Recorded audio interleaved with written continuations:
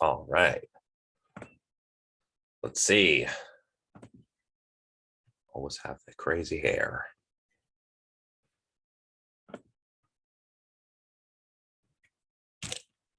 All right.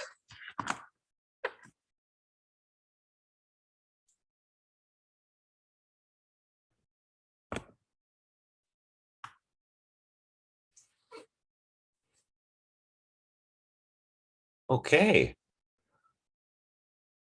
Hi, everyone.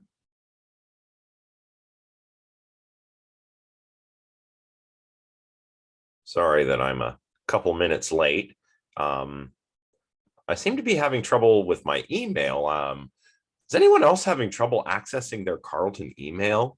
Or is it just me, I wonder?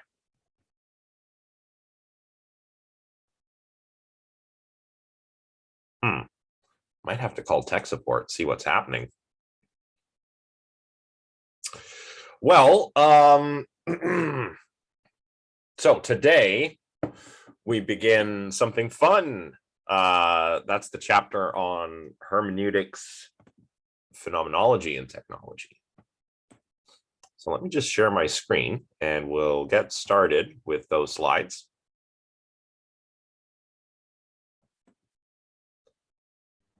Okay. I'm going to learn about some interesting figures today. Once I do this, once I make my slides full screen, that is. I said this was a short chapter, but then as I was putting my slides together, I found that they kept just becoming longer and longer. So we'll only cover about half of the chapter today, which is mostly going to be philosophical background. And then when we come back on Tuesday, we'll talk about the technological stuff, which is where Dusek discusses, for example, like artificial intelligence, Hubert Dreyfus's critique of symbolic AI. We'll talk a little bit about neural networks. And if there's time at the end, I'll sort of set this up. Like if we get through all of the slides, I'll just kind of wing it and set everybody up for that discussion. My computer is so slow. There we go. Right. So we're going to be talking about phenomenology, hermeneutics, and technology. Before we do that, recall the perennial question of undergrad philosophy students: which is cooler, the analytic tradition or the Continental tradition?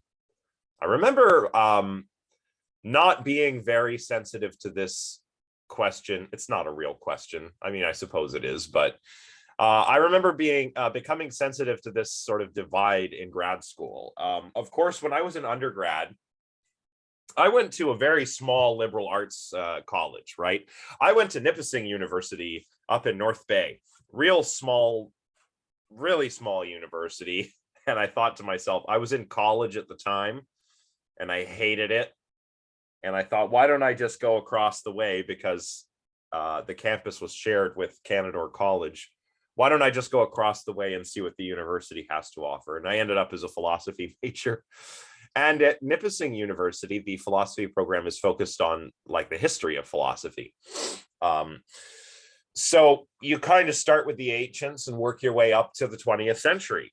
It was only at Carleton when I started to see, I guess, the edgy undergraduate say something like the analytic tradition is clearly better, or the Continental tradition is all nonsense. Funnily enough, I don't notice this as much today, and actually, I think this is a sort of divide that is beginning to go away.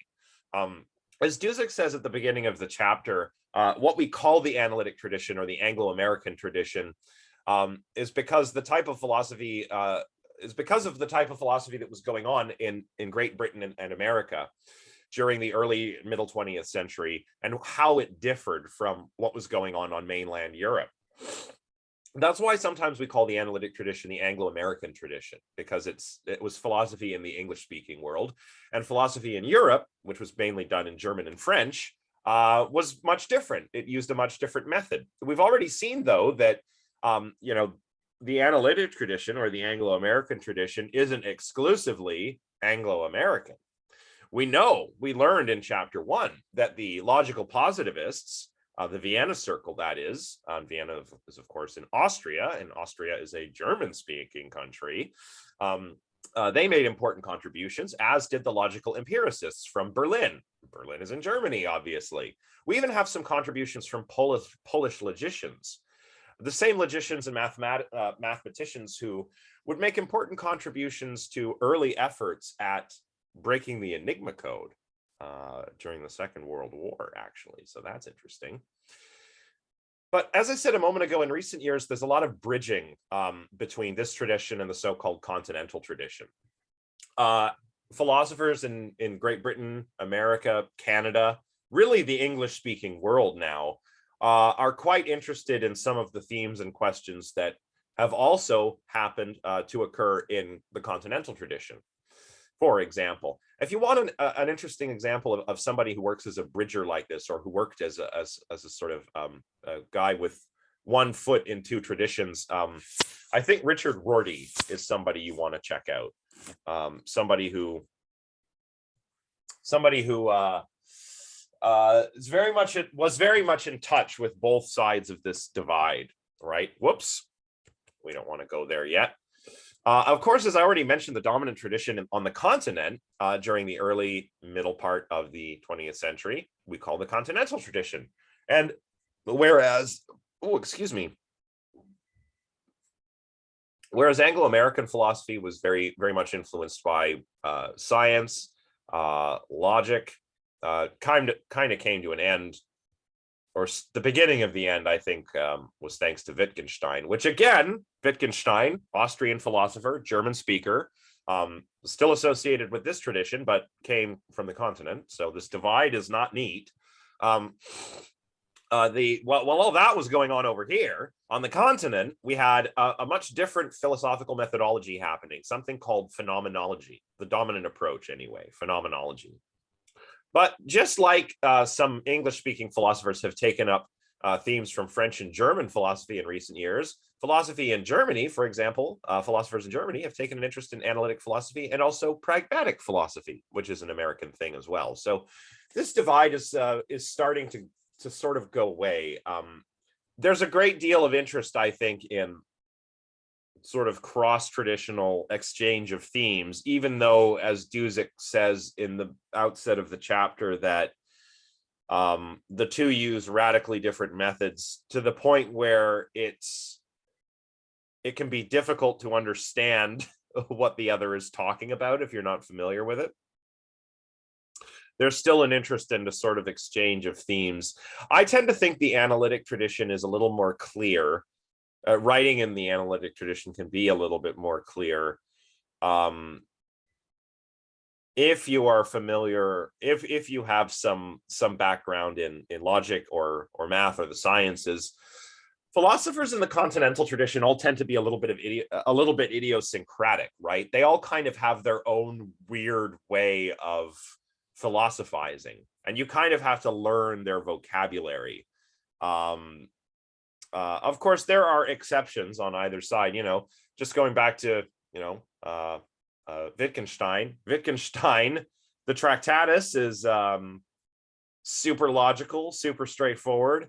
The philosophical investigations read more like something from the Continental Tradition, though. And of course, the investigations is his major later work. The Tractatus was his major early work.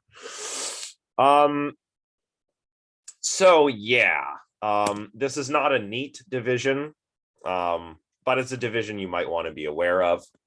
And it's interesting because we're going to start looking at phenomenology today, the methodology of phenomenology, what exactly phenomenology is and what it's supposed to be doing. So Dusek describes phenomenology like this. He says, phenomenology is the description of experience. Phenomenology attempts to describe pure experience, avoiding the common tendency to attribute features to our experience that we know or think we know are in the object. This tendency is what William James called the psychologist's fallacy. We might compare the phenomenologist to the impressionist painter, who paints objects as perceived in a particular light, time of day, or shadow, not the objects with the colors that they are supposed to have in standard conditions of bright sunlight. So phenomenology is a sort of radically empiricist means of studying phenomenal experience or consciousness, if you like. And it was initiated by Edmund Husserl, who is pictured here. Edmund Husserl was a German philosopher. He knew a lot about philosophy, but he also was trained in psychology and mathematics. Now, you may remember from when we discussed, thinkers like Plato, that phenomena, here, I'll just bring myself back here. Phenomena, the word phenomena means appearance, right? We also talked about this when we discussed Kant. So phenomena for Plato is mere appearance, right? Mere appearance. How things appear to us, the shadows on the wall of the cave, if you like. Then the things in themselves, they are the noumena, right? For Plato, those are the pure forms, the ideas, the Platonic forms, the eidos, right? Eidos. What is seen, but by the intellect? That's the form. Similarly for Kant, there are the things in themselves, the noumena, and they're out there in the world and they exist, but we can't know them as they are in themselves because of the transcendental aesthetic, right? The mind has, forms of sensible intuition like space and time, and it has categories of understanding, and that's how it kind of like makes sense of the world, or how it presents the world, how the mind makes the world appear to us. So I can know about phenomena, like I can study this cup and look at how I perceive the cup. Look, it's red. It's got a bunch of Canadian stuff on it. It's a Tim Hortons cup. It's got some coffee. The coffee tastes pretty good. That's phenomena. But what is the cup really like? The cup in itself? Well, I can't know that, according to Kant, because my mind structures my experience with these forms of intuition and with the categories of the understanding, right? So phenomena means appearance. And what we're doing with phenomenology is we're studying the way things appear in consciousness. We're not worried about the objects of thought or perception, the actual cup, the things in themselves. We're not worried about that.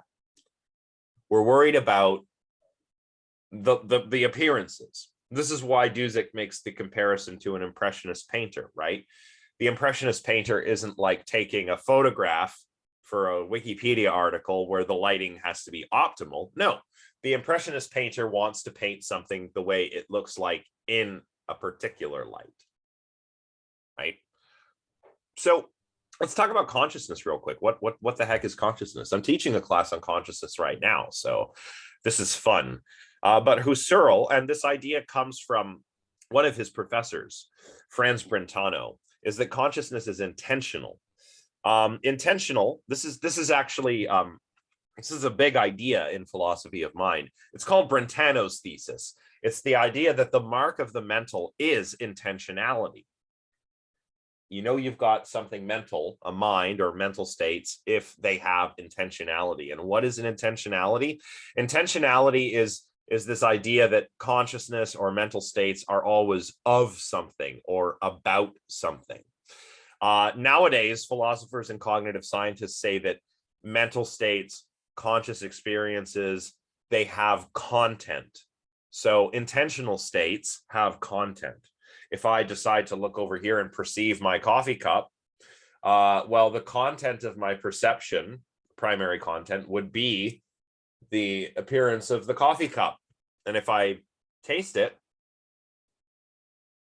my experience is of or about the taste of coffee. In this particular instance, the coffee in my mug. So that's what intentionality means. And Brentano's thesis is that intentionality is the mark of the mental. And he was also a professor of Husserl. Okay, so Husserl wants to study this, not the things in themselves, but the objects of experience, not the objects in the world, the objects of experience. So, as Dusek says here, the question of the existence of the objects of experience was put in brackets or suspended by a so-called phenomenological reduction. Sometimes we call this the phenomenon word here. This is a Greek term. I don't have all the little diacritical marks in there, but epoche is a term that means suspension of judgment. Epoche is something that a lot of ancient schools of wisdom taught, to suspend your judgment about certain things, particularly the Stoics, right? You've got to suspend your judgment about things, to make life easier, because there's a lot of horrible things that happen. So you have to kind of suspend your judgment. Some skeptics also, and some cynics, right? Suspension of judgment. But here we're talking about a different kind of judgment. We're not talking about like normative judgment, like a Stoic. If they're practicing epoche, maybe a Stoic is walking down the street and they encounter a rude person. A Stoic is not going to get mad, ideally, if he or she is a good Stoic. They won't get mad or offended by this rudeness. They will suspend their judgment about it. They'll just say, well, there's ignorant people everywhere, and I can't do anything about that, so I'm just going to get on with my life, right? That's kind of like a normative suspension of judgment, or maybe like an ethical one. We're not going to worry about the rightness or wrongness of that. We're not going to let it affect me. But this is more of an epistemological suspension of judgment, right? We're not interested in whether the coffee cup really exists or what the true nature of the coffee cup is. We're interested in the nature of our experience of the coffee cup. So we forget about questions like, is there really a cup? There is no spoon. Who cares if there is no spoon? We're doing phenomenological reduction, the phenomenological epoche. So that's how we study experience. So I characterize this as radically empirical, and it is kind of, but it's also very subjective, because one can only study one's own experience. I wonder if anyone's ever pointed out, I wonder if anyone's ever been worried about solipsism here with phenomenology. I don't think so, but I wonder if that is a worry. I don't know. Maybe we can talk about that at some point. All right. So let's see what Dusek says. Maybe Dusek puts it better than I do. According to Dusek, quote, the phenomenological description of experience includes both perceptual experience and conceptual aspects of experience.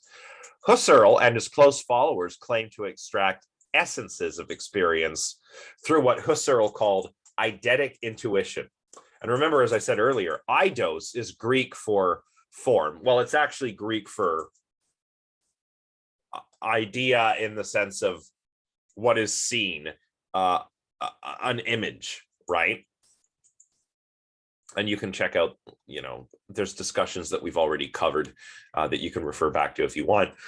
So in a nutshell, phenomenology tries to suspend judgment about the existence of objects, the objects of our sense experience, and tries to study the experience itself, but not just the perception, but also the conceptual aspects. So when we perceive things, I can have all kinds of perceptions, but the conceptual side of things are important, because that is how I make sense of the world, right? A perception, in terms of phenomenology, this is like a phenomena. It's an appearance, an idea, a mental image that I'm getting of the cup, right? But I must also have a concept of a cup, right, to recognize what this is. So concepts are where perceptions are like, things that we experience. Concepts, so a percept would be like, this cup right now. I have this cup experience. The cup is the percept, but I can have a concept. Concept is also like an idea in that it's like a mental item. And we use concepts all the time. Concepts are what allow us to make sense of our experience. Like, how do I know what this is? I have a concept of a phone, of a smartphone, right? Cat, there's a cat over there. How do I know what the cat is? Well, I have a concept for a cat, right? maybe if my wires got crossed in my brain, you could make me think that it's a dog and that my dog is a cat. But in either case, it's still because I have some mental item, some concept, some schema or idea that my perception matches up with, and I know the world, right? This is very simple. This is a very simple way of putting it, but so, and that's how Husserl gets to these essences, right? Which we're not going to talk about too much, because it turns out that subsequent phenomenologists aren't too into this idea of essences. Even later, Husserl is not super into it. So before we go on, I just want to make sure that everybody's following me, because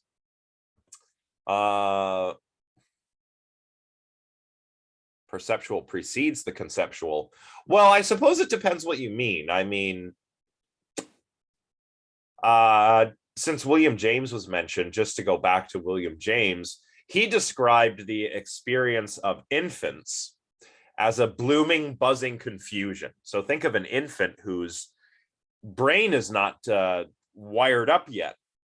The world must be all noise and must just be a big mess until the infant's brain develops such that it can impose order on its experience. And part of that is going to be developmental, right? The brain is going to develop on its own.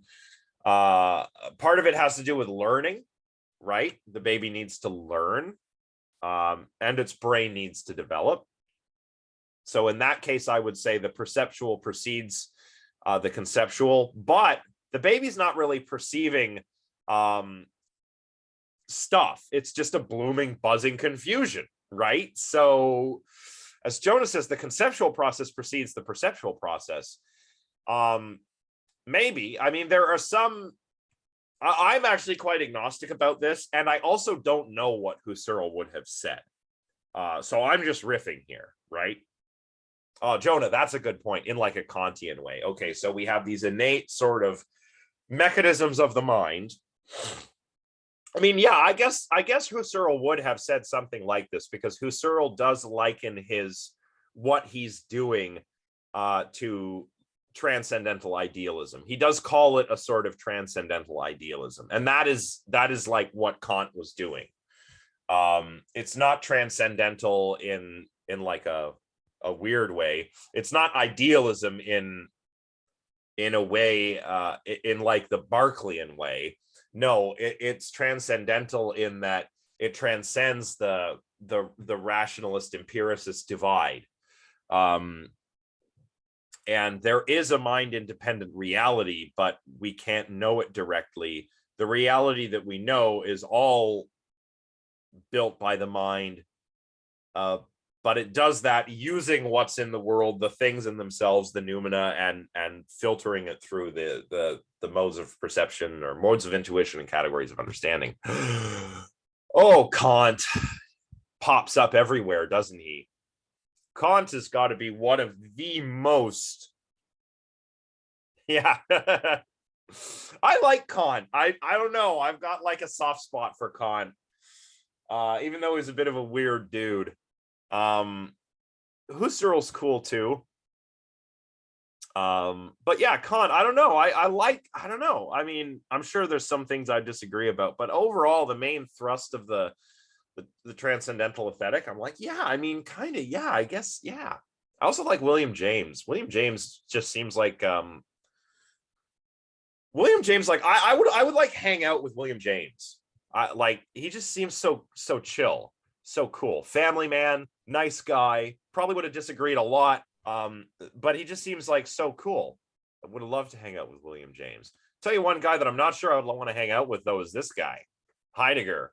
I got a pixely picture, granulated picture here. Heidegger was Husserl's most famous student. They began to grow apart in the 1920s. And in the 1930s, we had the rise of Nazism. Now, Husserl was Jewish. He was the rector at, I think it was Freiburg University. But he was kind of forced into retirement because when the Nazis came to power in 1933, they sort of forced out Jewish intelligentsia. You couldn't keep your job at the university. If you were like a doctor or a lawyer, you weren't allowed to practice anymore. So Husserl's kind of being pushed out of academia. Heidegger would succeed him as the rector of the university, but he would also actively support the Nazi Party. He joined the Nazi Party fairly early on, and he remained a member of the party until it ceased to exist after the war. And if you're not sure, I mean, if you want to see this for yourself, you can go and read the address that Heidegger gave called The Self-Assertion of the German University, which was sort of like, his sort of, look at me, I'm propagating the National Socialist ideology, yay. And it's weird if you see pictures from that address. I mean, decked out with swastikas, high-level SS people were there. Yeah, it was not a good look. Really, I have not read it, but yeah, these two carried on an affair, if I'm not mistaken. A friendship and a sort of affair. And the weird thing is, Hannah Arendt, along with a lot of Heidegger's other students, are Jewish. So, I mean, it's so weird. Like this is a whole big like Gordian knot of anti-Semitism that you have to try to unravel whenever you talk about this, because yeah, the Nazis were bad and were officially anti-Semitic.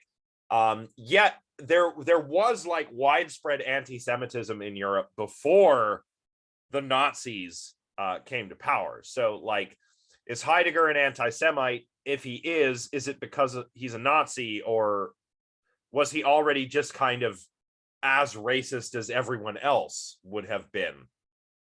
I personally don't know, and I'm not going to try to answer it.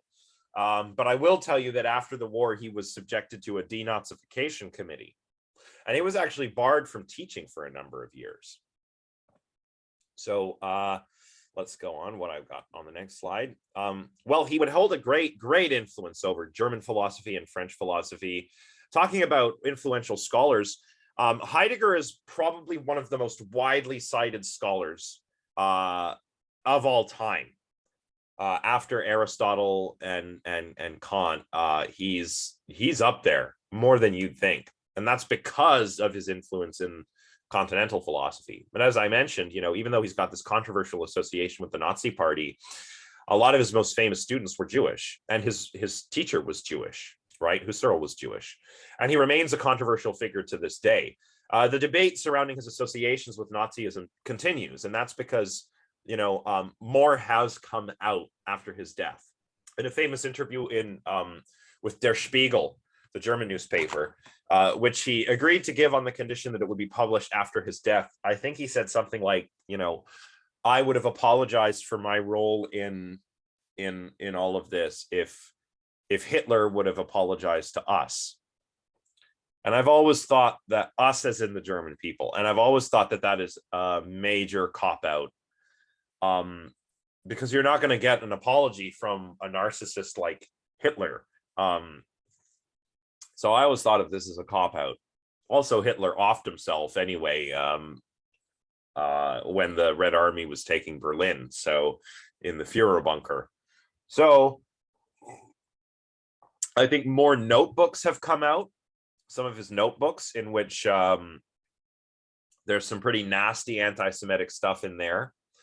So I think it's fair to say that whatever you think of Heidegger, he was certainly not innocent in all of this. Certainly not at all. How do I reconcile that with, his students or his affair with his friendship and affair with Hannah Arendt, who would go on to write, like Eichmann in Jerusalem. Adolf Eichmann was one of the architects of the Holocaust. He was arrested by the Mossad, the Israeli Secret Service, and he was tried in Jerusalem, and Hannah Arendt covered the trial. And in that book is where we get that phrase, the banality of evil, and she's talking about Eichmann, who you think of evil people as like almost super villainesque, but really they're not. They're quite banal. Here was a profoundly evil person who was like a little bureaucrat, right? Maybe Heidegger is a little banal and a little evil too. I don't know. I guess for me, the crazy thing is that Heidegger, who said so much about technology, doesn't seem to say anything about technology's role in the Holocaust. I think that's something that would have been interesting to hear about. But I have to admit, some of his philosophy is interesting, and I think it might even be relevant to the present day. So what's Vincente saying? Husserl in The Crisis of European Science and Phenomenology talks about the telos of European humanity, which gave European philosophy universal validity. So even as Jewish, they have something with imposing their view on others. Yeah, I don't know. I mean, I haven't read that, but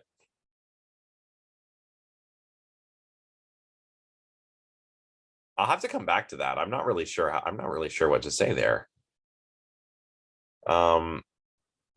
The telos of European humanity, which gave European. Yeah, that's okay. Yeah, you're right about that. Yeah, the Heidegger wasn't created in a vacuum. Yeah. And maybe we have to take that into account when we evaluate him. And I'm not trying to do that. I'm not trying to paint him as a villain or as somebody who's completely innocent. I think obviously the truth lies somewhere in the middle. I think some of his philosophy is quite clever and important. But you can't argue with the fact that he was also a Nazi. So I don't know. I mean, I wrestle with this. I really do. I really do wrestle with this. It's easier to talk about it. Frankly, it's easier to talk about it because he is dead, right? It's hard to do this with people who are still alive, right? But yeah. Anyway, let's continue. More in the chat. Yeah, bad people can have good ideas, doesn't make the ideas bad or the people good. Exactly. Yeah. So, anyway, what does this phenomenology do? It differs from Husserl's a little bit. He emphasizes lived experience, and he kind of eschews this formalism, the Platonic formalism of the detached observer that the phenomenological reduction calls for, right? And notice that this detached observer thing, this has been a thing since the ancient Greeks, right? Who thought that there was the world, cosmos, the ordered whole of existence, and that we, with our minds, we have nous, intellect, we have logos, reason and language, and we can stand apart from the cosmos, look at it and understand it, right? That's the detached observer thing. And it's much different than what you get in, say, Eastern philosophy, or like a lot of Aboriginal philosophy, where we are a part of nature and we're situated in nature. And this is where Heidegger starts to change it up. Heidegger is actually more like an Eastern philosopher in this sense. He replaces Husserl's approach, this detached observer that's trying to get at the essences of phenomenology. And Heidegger replaces that with this sort of interactive, almost interpretive involvement with the world. He calls this Dasein, right? Which means being there, or there being. He writes about this in Being and Time, which is not an easy read, just saying. So he calls this, Dasein is us, the human being, a being in the world. That's the human being. So human beings are Dasein. Dasein is also kind of talked about as something that humans can have, and something that can actually be limited by technology, as we'll see in a moment. I think at one point in Being and Time, he says the being, Dasein is the being for whom the question of being is a question, right? And that's Classic Heidegger, right? Oh, what the hell does he mean? The being for whom the question of being is a question. I'm sorry, what? Let me explain it to you. A lot of people read Heidegger, they stop here. They go, the being for whom the question of being is a question. That sounds dumb. And he was a Nazi. I don't want to read Heidegger. Right? But no, I dare you to read him. The being for whom the question of being is a question is us. We can ask questions of being, right? There are beings. I'm a being, you're a being, my cat is a being. We're entities that exist in the world over time. We are beings. But we can ask what being itself is. And that's what Heidegger did. What is being itself? Basically, being in time was an attempt to, I guess, update ontology. This kind of ontology hadn't really been done since Plato and Aristotle, right? So Heidegger is trying to, I guess, pick up where some of those greats left off and talk about being. You know, what is being? What is existence? What are the possibilities of existence for me?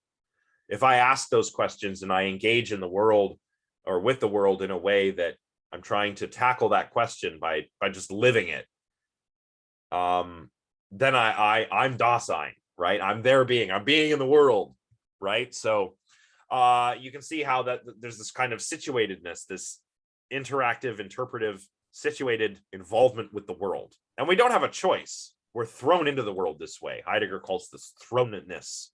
You know, we're just kind of here, and we have to find meaning in the world. So that's why the question of being is a question for us. Now, Husserl, as Vincente mentioned this book a minute ago, but he would modify some of his phenomenology in The Crisis of European Science and Transcendental Phenomenology. Here he examines the foundations of modern physical science, and he introduces this notion of the life world, which is going to become important next week. What is the life world? The life world is the world of ordinary lived experience that is the background of scientific abstraction. So this could be a response to Heidegger, right? Heidegger rejected the presuppositionless phenomenology of Husserl, right? We do the phenomenological reduction. We let go of all our presuppositions, and we try and study experience. This idea of the life world is, I guess, well, firstly, like by being phenomenologists, I guess we're meant to be a bit like scientists, studying our own conscious experience, but the life world kind of sounds more like Heidegger, right? There's a world of lived experience that happens in the background of the scientific abstraction that we're trying to go for by practicing phenomenology. So I don't know, maybe this later Husserl is a response to Heidegger. That's what Dusek says. Having not read this particular book, I don't want to say too much about it, but now this all comes from box 2, but we've got to talk about Heidegger and technology. Oh no, I forgot my hammer. I was supposed to have a hammer for this. Hang on a sec. I got to get a hammer. Where's my hammer?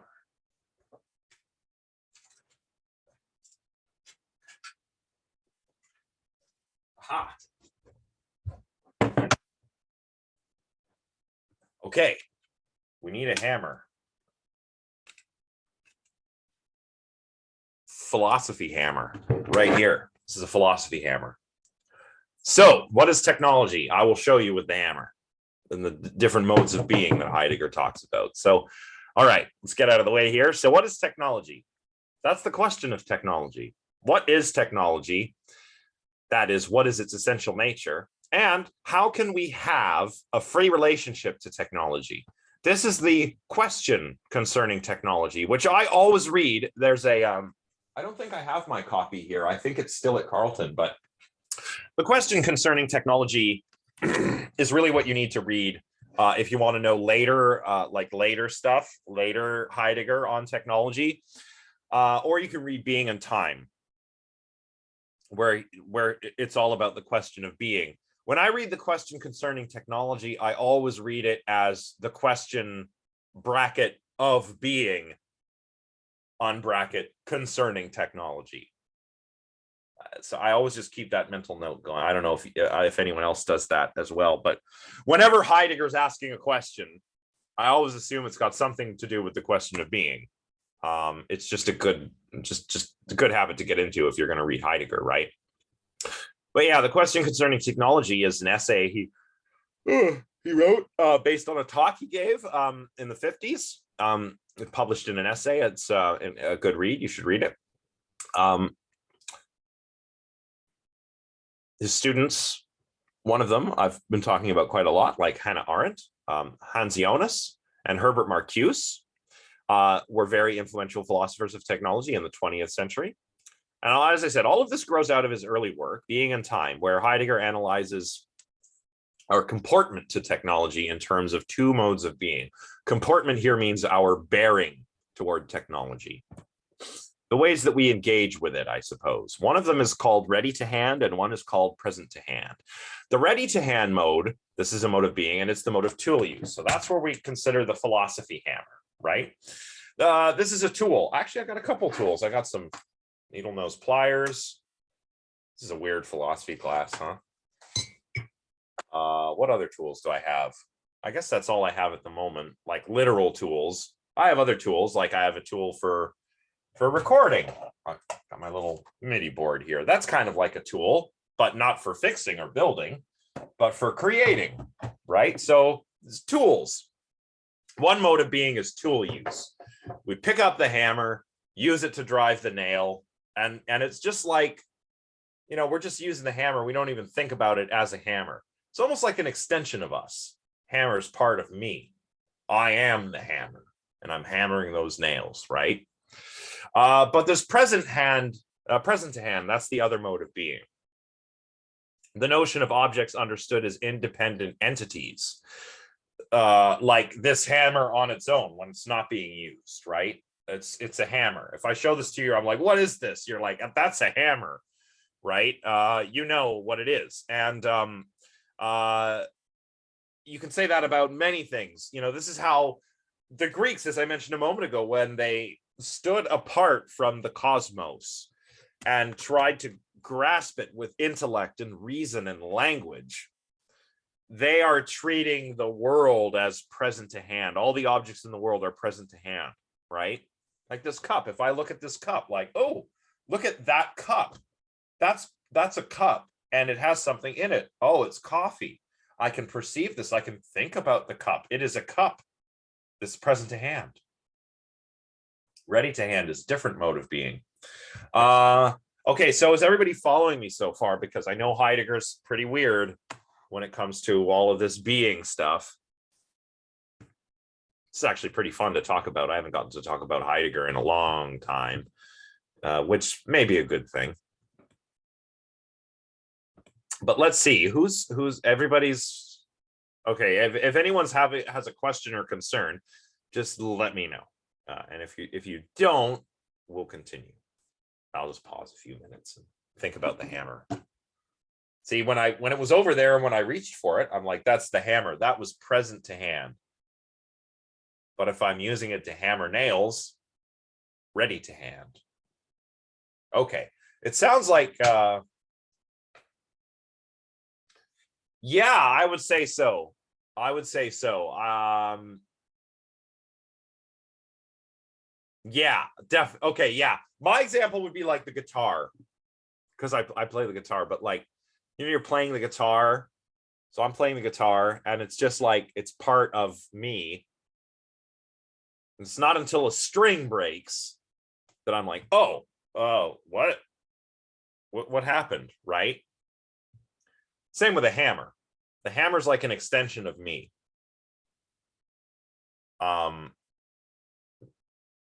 It's only when it breaks that I start thinking of it as present to hand. Say musical instruments are a good example of that too. Okay, let's get it. Okay, so what's Heidegger doing with this distinction between these two modes of being? Yeah, nice, excellent. So what is he doing here? Well, he's saying that previous philosophy has treated everything as present to hand. The ancient Greeks did it, right? At least the pre-Socratic philosophy. I should be more specific. When I'm talking about the ancient Greeks here and standing apart from nature and using your logos to understand cosmos, I'm talking primarily about the pre-Socratic philosophers. I'm not talking about like the poets, like mythos. Before logos, there was mythos, right? Mythology, Homer, and the poets would sort of do everything, right? I'm talking about the pre-Socratic philosophers. They were like natural scientists, natural philosophers. But previous philosophy, Heidegger says, treats everything as present to hand. Ugh.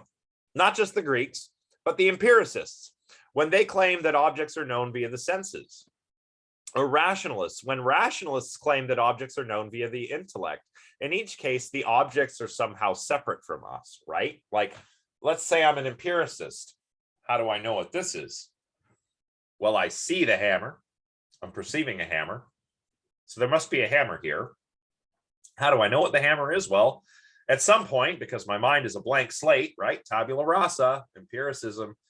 Somebody must have told me what this is, like when I was young, perhaps, like this is a hammer. Oh, cool, thanks. Now I know what a hammer is, right? Rationalists say that the object is known by the intellect. So maybe Descartes sitting there with his hammer. That'd be a good name for a band, Descartes' Hammer. Anyway, he's got his hammer. It's like, how do I know the hammer? Well, I know it not from the senses, but by the intellect alone. The intellect grasps what this is. It's not the senses, because the senses can deceive you. So it must be the intellect that grasps what this object out there in the world is, the hammer. But Heidegger changes it up here. He says, in contrast, well, Dusek says of Heidegger, in contrast, the ready-to-hand object of use is not perceived as an independent entity, but is instead the means through which we work and act. Consider the hammer. When you use a hammer, you're not really treating it as present to hand. It's ready to hand, the mode of tool use, techne. So I'm using this hammer, and as I said before, if I'm just hammering nails, hammer those nails, it's like the hammer is an extension of my arm. It's like it's part of me. And it's only when the hammer breaks that I perceive it as present to hand, only when it doesn't do what I need it to do anymore. Likewise with a guitar or a piano, if a string breaks in the middle of a performance. When you're playing, that's working, acting, right? When it breaks down, that is when the piano or the guitar or the hammer is perceived as present to hand rather than ready to hand. And it's this tool-like mode of being, which is ready to handness, which is the major theme in Heidegger's early work. And later he would focus on technology itself. So this stuff is all being and time. Other stuff is, the later stuff is from Question Concerning Technology. I think I should teach with a hammer more often. I'm like, this is ready to hand right here. I'm waving this around, pointing at things, ready to hand. I'm working and acting with my hammer.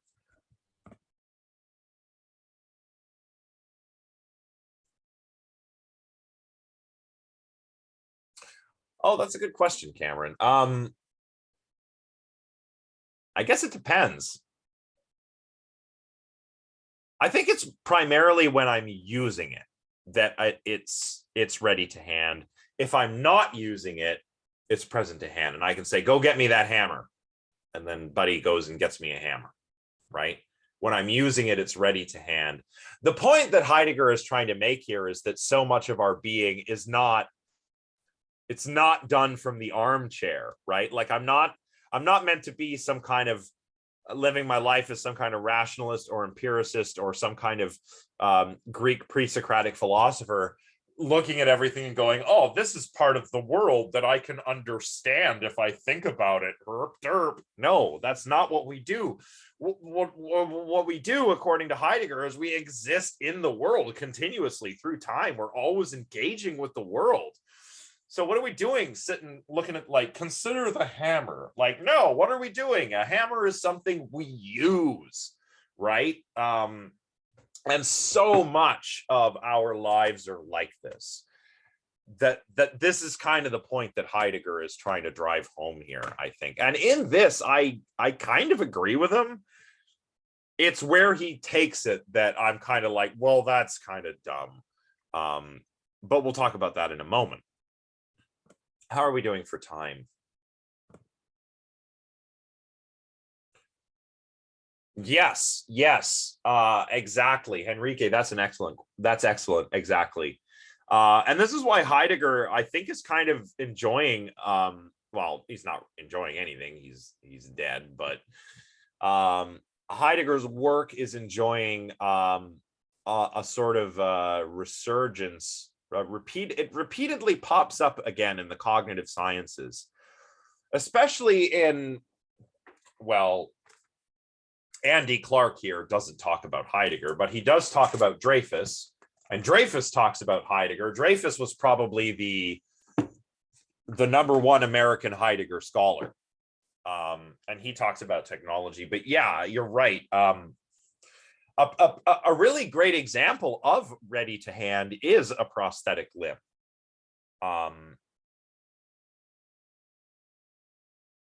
And really, somebody with a prosthetic limb, I mean, you can think of us as all having some kind of prosthetic, in the sense that we have some tools for engaging with the world. But even my glasses, for goodness sake, my glasses are so ready to hand, unless a lens falls out, you know?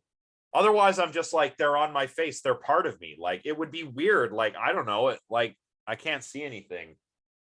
But it's also weird, like, if I don't, like, people ask me, like, would you ever get laser eye surgery? And I'm like, I don't know if I would, because this is such a part of me. Like, I don't know, you know? Yes, imagine the idea of our brains being augmented. That's a really good point. Now that's something that Andy Clark does talk about. So this is a great book. Andy Clark, a Scottish philosopher of mind, famous for the extended mind hypothesis, along with David Chalmers. Well, chances are, if you take a class with me, you'll read that book at some point. Not this class, but maybe if you take one of my philosophy of mind classes, you'll read this book, and it's good. But this is good. This is good idea for, like, essay material right here, right?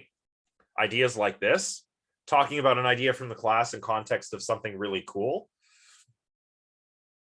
Yes, if you're an actor or a soldier at work, or even I used to work a customer service job where I'm serving coffee, and, you know, can you guess which place? Yeah, and I felt like I myself was a bit of a tool when I worked there. A tool in the sense of, I'm just here to do something for somebody else. And it only becomes apparent that I'm a human being when I don't do everything the way I'm supposed to do. So anyway, or when a Karen shows up, oh, I don't miss them. They might become a thing, yeah. Neurotechnology. Well, if Elon Musk has his way, which, oh man, I'm not going to let that guy put a chip in my brain. You know, most of the monkeys at Neuralink are dead already.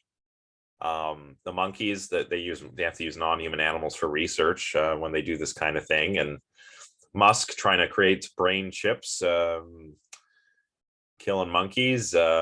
Yeah, no, I don't think that's a very good look. Anyway, let's get back to the slides, because it is 12:33 and I want to finish all of the slides. So Dusek writes, Heidegger claims that modern technology defines the present epoch of humanity, just as religion defined the orientation to the world of the Middle Ages. Modern technology differs from previous crafts, techne, although it grows out of them, insofar as it enframes or stamps everything with its orientation. So this enframing, Heidegger calls this Gestel, which actually, interestingly, Gestel is the word for like a bookcase. All right, so that's fun to think about. Gestel, technology does to the world what a bookcase does to books. Interesting. All of nature becomes a standing reserve, a source of resources, in particular, a source of energy. This enframing cuts us off from appreciating non-technological ways of apprehending the world, and also obscures the character of the all-encompassing technological enframing itself. That is, we become so entangled in the technological way of thinking or the technological attitude that alternative ways of thinking, those of archaic pre-industrial peoples, become inaccessible to us. My doctoral supervisor said this to me once when we were chit-chatting about Heidegger. He said that the way he understood it is technology makes your Dasein shrink. The possibilities of being shrink. We think that technology is something that we control, but it's not. Technology kind of does its own thing. It's not in our control. Not in our control at all. Case in point, my computer's not working. Come on. Come on. I need to go to the next slide. Damn technology. No, that's too far. Okay. So as I said, we're not in control of technology. Technology really is, it's not like it's in control of us, but technology is rather more like our destiny, according to Heidegger. It's the destiny of the modern age. Dusek writes like this: for people who demand to get in control of technology simply reinforces the technological attitude. For technology's approach to nature is to control it. Technology is so definitive of our age as to preclude any attempt to retreat to a pre-technological society or culture. But we can have a free relationship to technology, Heidegger believed. What this means is a matter of some debate. I think that he probably meant that technology does have an essence. The essential nature is that enframing, right? And the turning of the world into standing reserve. That's the sort of essence of it. Once we realize what technology is all about, we can have a free relationship to it. We don't get caught up in it, but we'll never be able to control it. Technology is firmly out of the control of human hands for Heidegger. What do we do in the face of that? Well, Heidegger kind of, and this is where I kind of can't really follow anymore. Heidegger talks about like the glory of peasant life and like how much the city sucks, which I guess maybe this is some of that Nazism coming out. The Nazis had a phrase, right? Blood and soil, right? Which means the blood is like, the people, and the soil is the land, the fatherland, right? It's like Heidegger's advocating some kind of idyllic return to your roots. And this is all stuff he's saying after everybody knew what was up in the Holocaust. He has nothing to say about that, which is kind of, I think that's the thing I find unforgivable about him. Like, oh, I would say I'm sorry if Hitler would have apologized, like, oh, that's a cop-out. And then to talk about technology and not say anything about its role in the Holocaust. I think that's where I kind of have to be like, ooh, that's not good. That's not cool, Heidegger. Not cool. You need to address what you were a part of. Not that he played a political party that administered the murder of over 6 million people. So, I mean,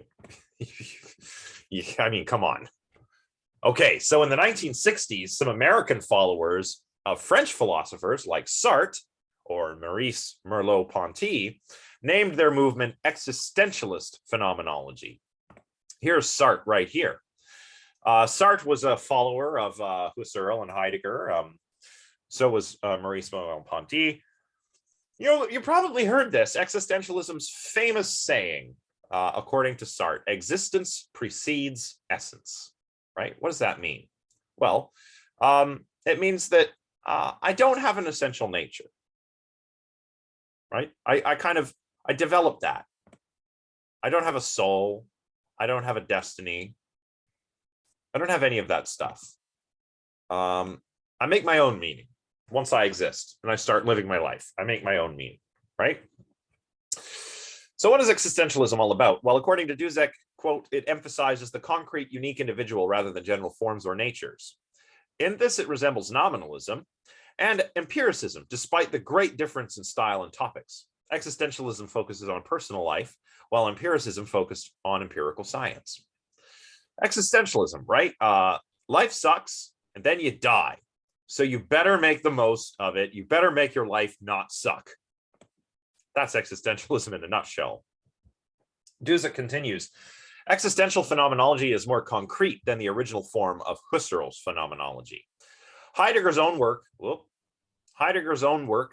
is more properly called hermeneutic phenomenology because it incorporates insights from the theory of interpretation of text and culture. We'll talk about hermeneutics in a sec, but Heidegger himself rejected existentialist phenomenology. Heidegger's phenomenology is as I say here, or as Dusek says here, probably best understood as hermeneutic rather than existential. He disagreed with Sartre and Merleau-Ponty. This is Maurice Merleau-Ponty right here. So you can kind of get into this if you want to, if you're curious about if you're curious about some continental philosophy. One cool thing that you can do is read Existentialism is a Humanism by Sartre, based on a lecture he gave. And then you can read Heidegger's response to it, where Heidegger is just kind of like, Sartre, you're getting it all wrong. Like, you're not talking about the same thing I'm talking about. Like, so Heidegger was like, oh, these existentialists, they're screwing with my work. They don't know, they're not doing it right, right? So they're concerned with the existing individual. Heidegger is kind of concerned with that, but in a different way. I guess existentialists are more focused on the individual being, and Heidegger's focused on just being. Just the question of being, right? So what is hermeneutics? Well, hermeneutics means interpretation. Originally, hermeneutics referred to the interpretation of, things like biblical texts. But in the 19th century, people started applying this word to the interpretation of texts in general, say like literature, and then finally to human behavior and culture. And one of Heidegger's other famous students, Hans-Georg Gadamer, developed this hermeneutic aspect of Heidegger's work. Dusek describes it like this: hermeneutics, in sharp contrast to the early version of Husserl's phenomenology, does not claim to approach matters from a presuppositionless standpoint. Instead, hermeneutics claims that we approach a text with prejudices, to use Gadamer's term, or pre-understandings. These enable us to interpret the text and in turn allow us to examine those preliminary orientations. This is the so-called hermeneutic circle. I wonder if we can come up with an example of this, how you need to have some prejudices or pre-understandings to interpret something. Can we think of an example?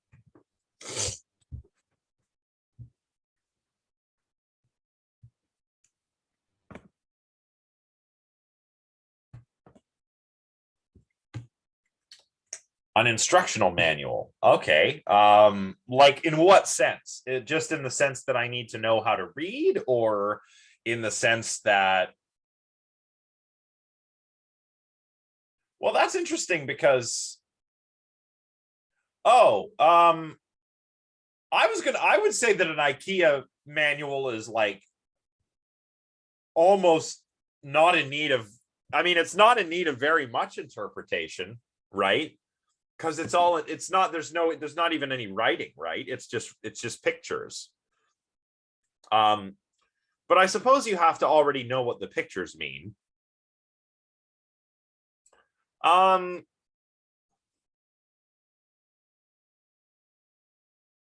this is an incredibly silly example. But let's say you want to watch, Star Wars, right?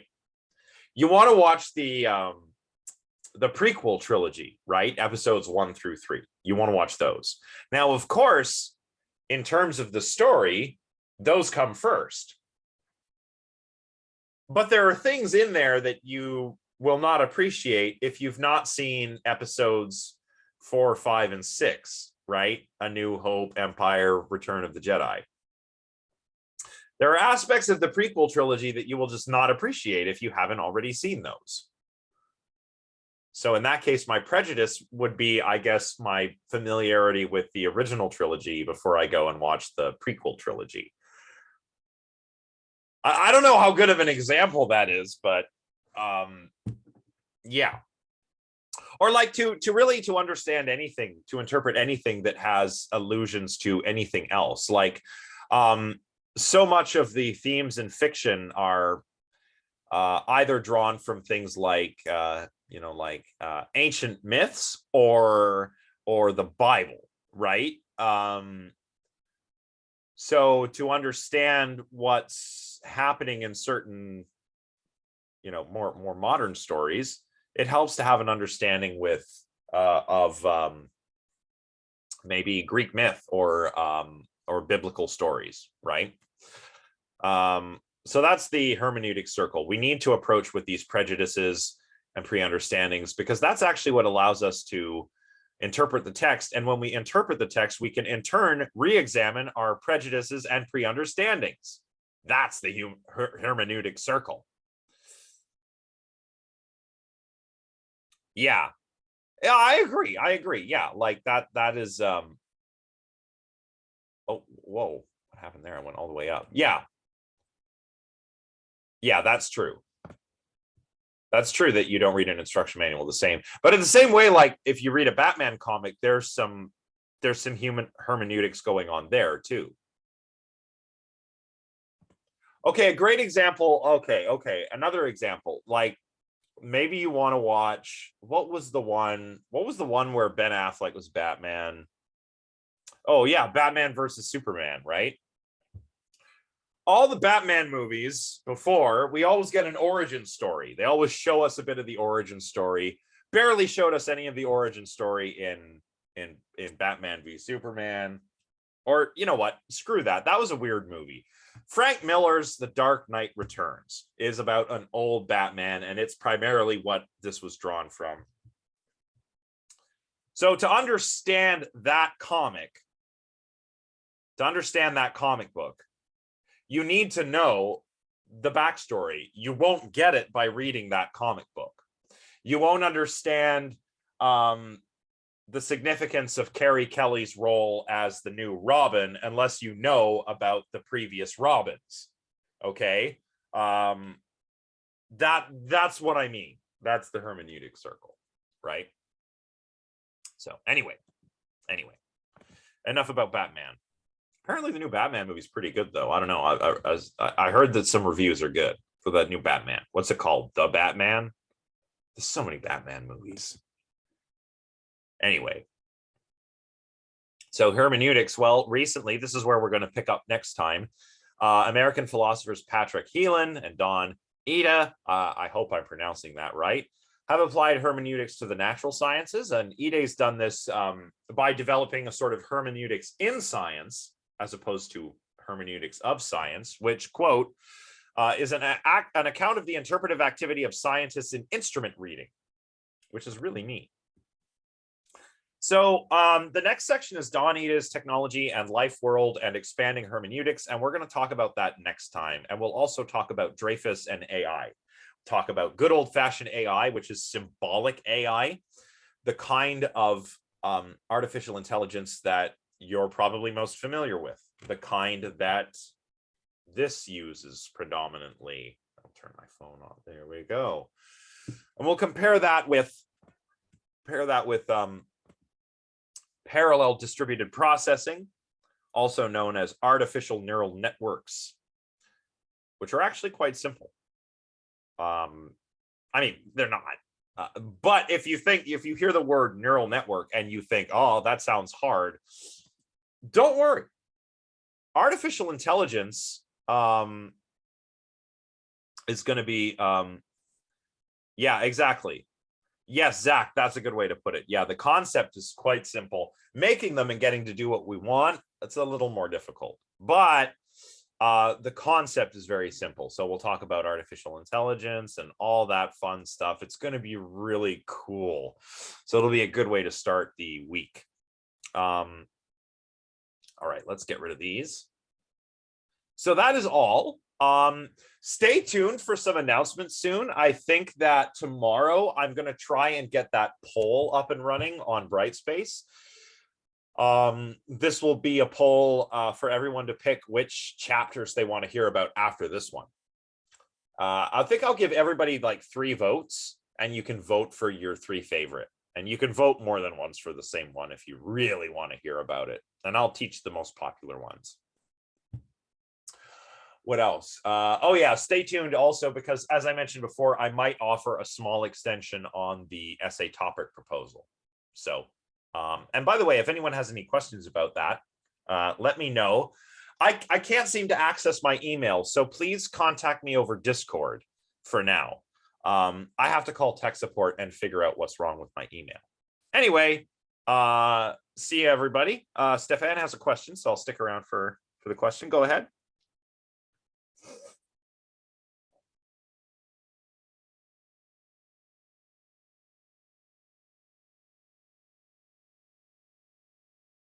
Oh, see you next time, everybody.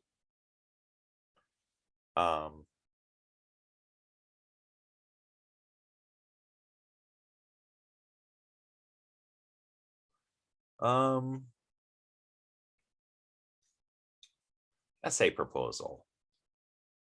I think that that's a good area of interest, instrumental rationality. So your topic, instrumental rationality, could form your area of interest, but you'll want to narrow down a more specific thesis statement. But no, I think that would be fine. Yeah. All right. Anything else? Yeah, no problem. Okay. Well, yeah, you too. Take care, and I'll see you next time. Bye. End transmission.